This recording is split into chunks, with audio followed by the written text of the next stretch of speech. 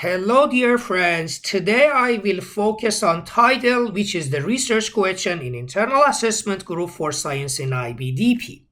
You remember previously I introduced my suggested map for the structure of IA in IBDP, specifically for scientific IA.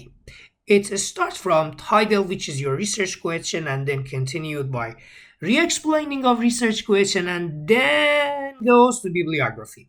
Today I will focus on title and re-explaining of research question. You remember I promised to explain module by module what do I mean by each box in this map.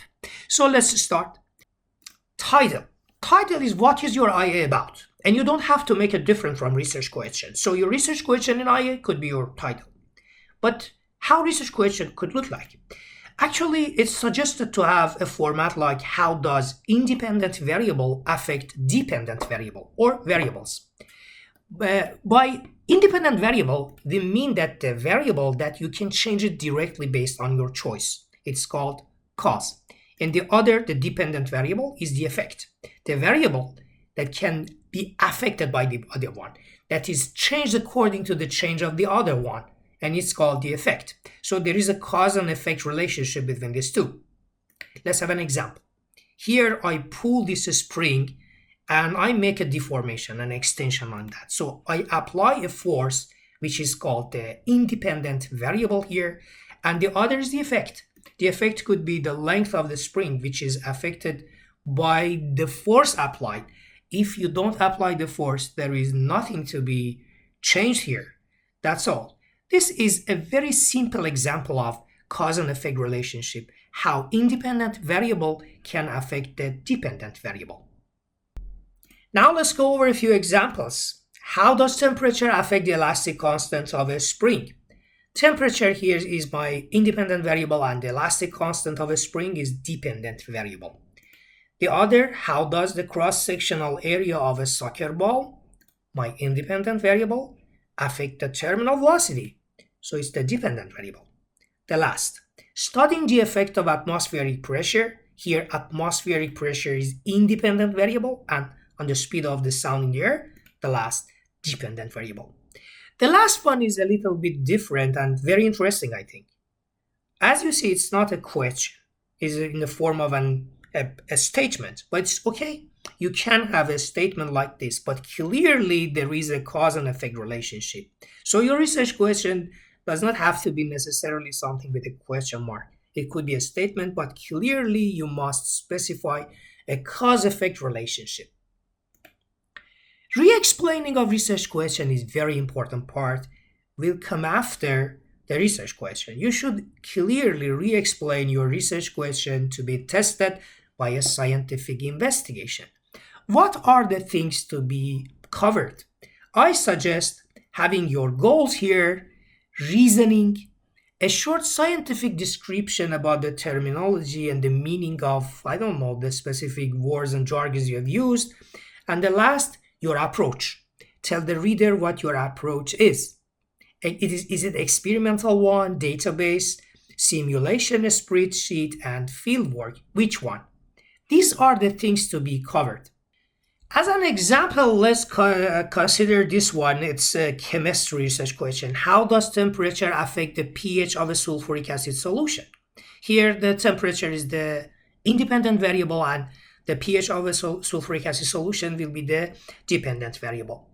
Let's continue. You remember we had 4 modules. Look here, 1, 2, 3, 4, okay? And let's cover those 4 modules one by one.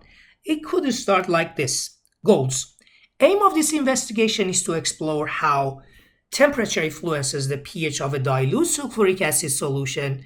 This relationship will be analyzed quantitatively. So they might have a pH meter like that to quantitatively measure the pH. And the observations through theoretical concepts will be explained. These are the goals. And it's continued like scientific description. Sulfuric acid is a strong diprotic acid, meaning it dissociates in 2 steps when dissolved in water, while the first dissociation, this one is complete.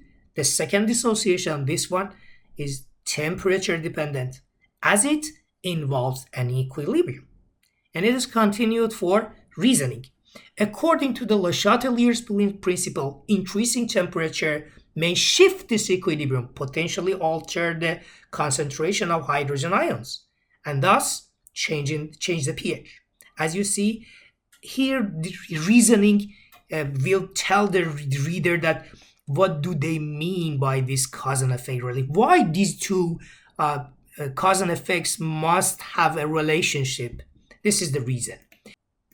And the last approach, the pH of a fixed concentration sulfuric acid solution was measured at different temperatures to determine whether and how the pH changes systematically.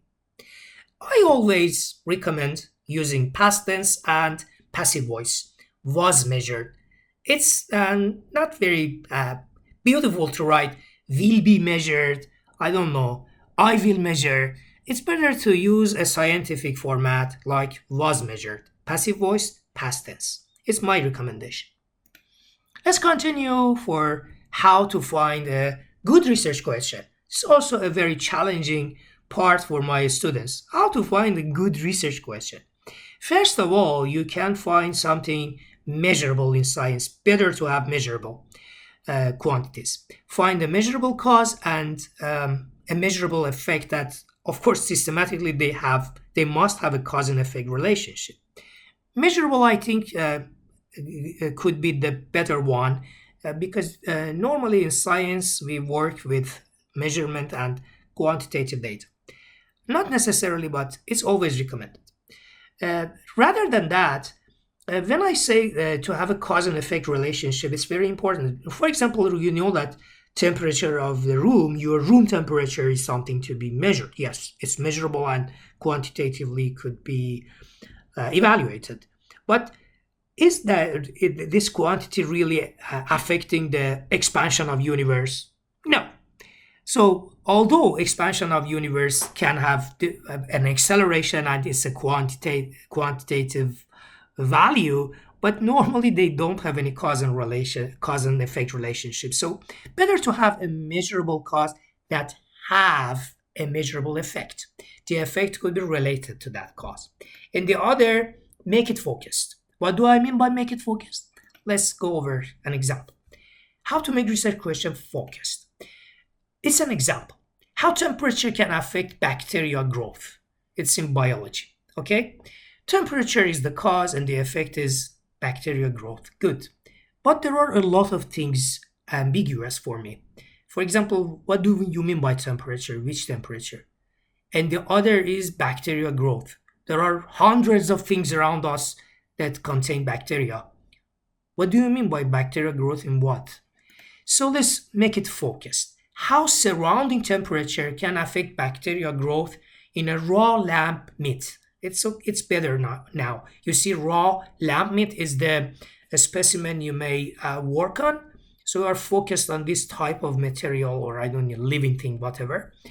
But still the surrounding temperature is not specified. What do you mean by surrounding temperature? Is it going to be a continuous measurement over temperature?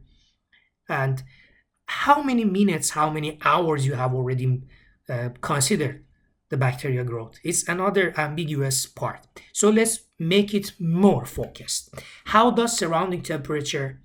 Oh, it's focused here. 4 degrees Celsius refrigerator temperature, 20 degrees Celsius room temperature, and 35 degrees Celsius a very warm temperatures. It's good. So the candidate has focused on 3 specific temperatures.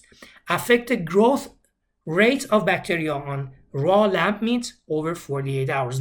So in 48 hours, they will consider that, not 10 hours, not 5 minutes. It's good. I think it's a focused and very interesting one. We came to an end again. Thank you for watching this video. Next video will be about background information and hypotheses. See you.